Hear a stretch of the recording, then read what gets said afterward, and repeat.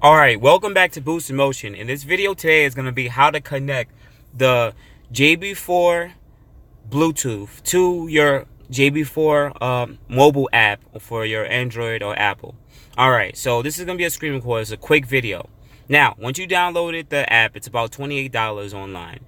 You're going to go to Settings. Then you're going to go to Engine Type. Now, this engine type is going to show you what car you're going to have. You're from your BMW to your Infiniti to your Audis. You're going to press on either which one. In my case, I'm going to press on Infiniti. Now, it's going to show you. The next thing you're going to go to is connection type.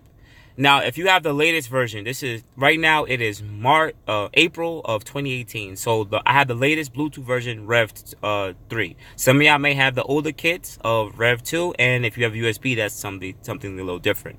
But I'm gonna press Rev 3. Now, you're going to go back to display and you're going to press on connect. That is literally it. Then you'll make sure your Bluetooth is on. It's going to try to connect to the JB4. Once it's connected to the JB4, boom. It's going to show you your air-fuel ratio while you're idling, your ignition timing, your RPM, and your IATs. All right. Now, that's it.